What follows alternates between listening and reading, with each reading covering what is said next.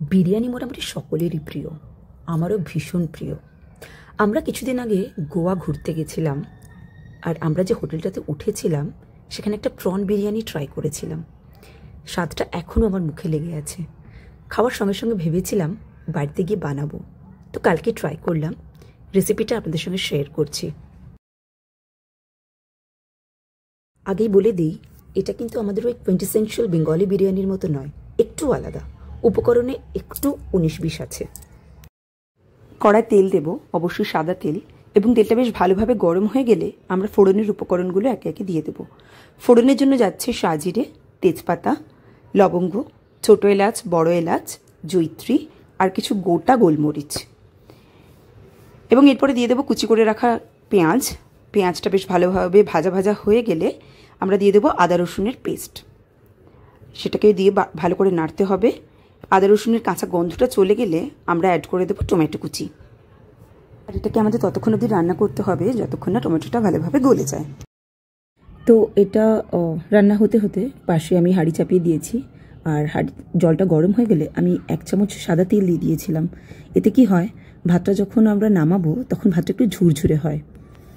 কি আপনারা যেরকম ভিডিওতে দেখতে পাচ্ছেন এতটা পেশেন্স আমার নেই। আসলে কি হয়েছে, আমি বাঁ হাত দিয়ে শ্যুট করছিলাম আর ডান হাত দিয়ে চালটা দিচ্ছিলাম, তাই জন্য তো দফায় দফায় দিতে হলো চালটা। যাই হোক, এটা মোটামুটি গলে গেছে। এবার এর মধ্যে আমি একটু হলুদ গুঁড়ো, লঙ্কার গুঁড়োটা স্বাদ মতো দেবেন, যে যেরকম ঝাল খান। তারপর একটু ধনের গুঁড়োটা আমি একটু বেশি দিয়েছি, এটাতে কিন্তু জিরের গুঁড়োটা যায় না। ঠিক আছে, আমি ধনের গুঁড়োটা দিয়েছি।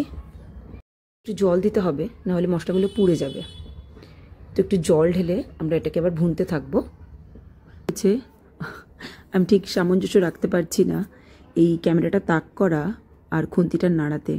কেন কি হয়েছে, আমি বাঁ হাতে ক্যামেরাটা ধরে আছি আর ডান হাতে খুন্তিটাকে নাড়তে হচ্ছে। লকডাউনের সময় টিচিং ভিডিও বানানোর সময় আমি একটা ট্রাইপড কিনেছিলাম, সেটা আর খুঁজে পাওয়া যাচ্ছে না, এভাবেই আমাকে করতে হচ্ছে। যাই হোক, এরপরে দিয়ে দিয়েছি আরেকটু আমি লঙ্কার গুঁড়ো অ্যাড করেছি, কেন কি আমার মনে হয়েছে ঝালটা একটু কম আছে।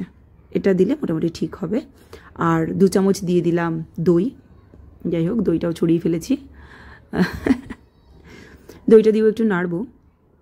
নেড়ে নেওয়ার পরে দিয়ে দেবো এই চিংড়ি মাছটা আমি ছাড়িয়ে বেছে ধুয়ে লবণ, হলুদ আর লেবুর রস মাখিয়ে রেখেছিলাম, ম্যারিনেট করে রেখেছিলাম খানিকক্ষণ। এটাকে দিয়ে দিলাম, দিয়ে একটু নাড়তে থাকবো। এখানে আর বিশেষ কিছু করার নেই, এটা মোটামুটি হয়ে এসেছে। এবার দেবো একটু বিরিয়ানি মশলা। এখানে আমি বাজার চলতি এভারেস্টেরটাই ব্যবহার করেছি, কেন কি আমার সময় ছিল না বাড়িতে বানানোর। নাহলে আমি বাড়িতে বানানো মশলাই ব্যবহার করি, আপনারাও ব্যবহার করতে পারেন, খুব একটা খারাপ লাগে না, আমি কয়েকবার ইউজ করেছি এটা। এবং এরপরে দিয়ে দেবো কেটে রাখা ধনে পাতা আর পুদিনা পাতা। এটাতে একটু যায় এই পাতাগুলো। শুনলে হয়তো মনে হবে যে বিরিয়ানিতে আবার পুদিনা পাতা, ধনে পাতা। আমাদেরও সত্যি আগে মনে হতো, কিন্তু কয়েকবার veg biryani, prawn biryani try করার পর আমাদের ওটা আর মনে হয় না। এখন ভালোই লাগে, একটু অন্যরকম যদি আপনারা ট্রাই করতে চান।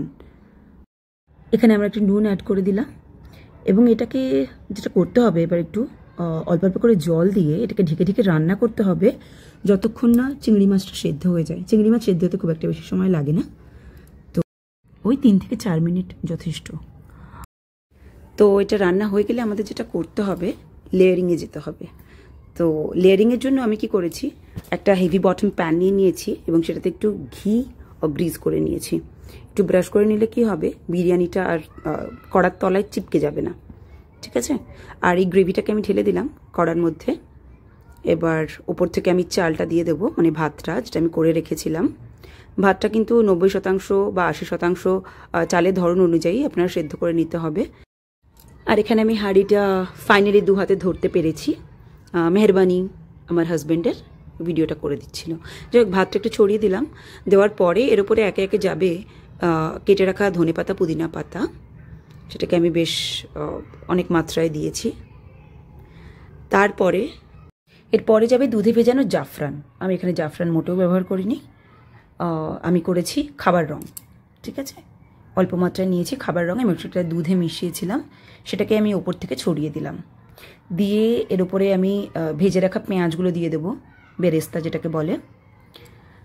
ওকে, ছড়িয়ে দেওয়ার পর একটু ঘিও অ্যাড করে আমি এটাকে দামে বসিয়ে দেবো 10 থেকে 15 মিনিটের জন্য।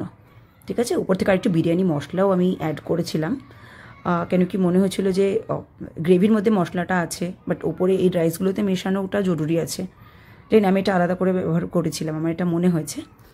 আর দামে যখন বসিয়েছিলাম তখন এই কড়ার সাইডগুলো আমি আটা দিয়ে সিল করে দিয়েছিলাম। এতে করে কি হয় ভেতরের বাষ্পটা আর বাইরে যেতে পারে না, এবং বিরিয়ানির সাথে সমস্ত মশলাগুলো ইনকর্পোরেট হয়ে ফ্লেভারফুল হয়। আর সাথে করে নিয়েছিলাম আমি একটু রায়তা। আর রায়তার জন্য নিয়েছিলাম টক দই, সেটাতে একটু জল মিশিয়েছিলাম, এবং তার মধ্যে একটু নুন, একটু চিনিও দিয়েছিলাম। তার মধ্যে শসা কুচি, পেঁয়াজ কুচি, টমেটো কুচি, একটু কাঁচা লঙ্কা কুচি, না দিলেও পারেন। আমার কিন্তু খুব ঝাল লেগেছিল, পরে মনে হলো না দিলেই ভালো হতো। আর একটু কাশ্মীরি লঙ্কার গুঁড়ো উপর থেকে ছড়িয়ে দিয়েছিলাম। আমার একটু খুব পাকামো আছে, যদি মনে হয় কোনো রান্নাতে অর্ধেক পেঁয়াজ লাগবে, বা স্যালাড খাওয়ার সময় অর্ধেক শসা, অর্ধেক টমেটো, না আমি একটা নিই। আমি একটু ফ্রি কাজ দমে বসানো হয়ে গেছে, বিরিয়ানি রেডি হয়ে গেছে। বাপরে, ভেপারে পুরো একদম ক্যামেরার লেন্সে লেগে। রেসিপিটা কেমন লাগলো অবশ্যই কমেন্টে জানাবেন, আর বাড়িতে নিজেরাও বানিয়ে খাবেন।